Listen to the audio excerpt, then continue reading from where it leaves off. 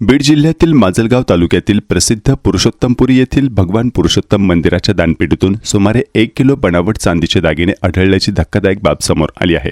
अलीकडेच पार पडलेल्या अधिक मास मेळ्यानंतर मंदिरात भाविकांनी अर्पण केलेल्या सोन्या चांदीच्या दागिन्यांची तपासणी करण्यात आली, त्यावेळी हा प्रकार उघडकीस आला।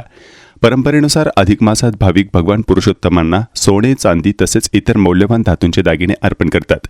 अधिकृत सराफा व्यावसायिकांकडून करण्यात आलेल्या तपासणीत सुमारे 9 ग्रॅम सोन्याचे आणि 446 ग्रॅम अस्सल चांदीचे दागिने आढळून आले। मात्र चांदीसारखे दिसणारे तब्बल 973 ग्रॅम बनावट चांदीचे दागिने असल्याचे निष्पन्न झाले। मंदिर समितीचे अध्यक्ष विजय गोळेकर यांनी सांगितले की महिनाभर चाललेला अधिक मास मेळा मंदिर प्रशासन, ग्रामस्थ, लोकप्रतिनिधी, पोलीस, आरोग्य आणि महसूल विभाग यांच्या सहकार्याने शांततेत पार पडला।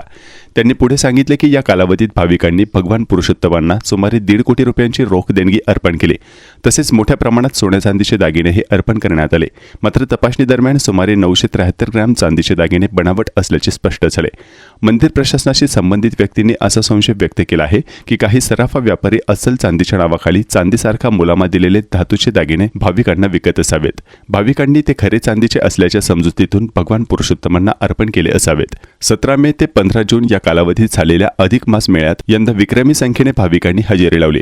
अंदाजानुसार माजलगाव तालुक्यातील गोदावरी नदीच्या तीरावर असलेले या मंदिरात सुमारे 50 लाख भाविकांनी दर्शन घेतले। भगवान पुरुषोत्तमांना समर्पित असलेले हे मंदिर देशातील एकमेव प्रमुख मंदिर मानले जाते।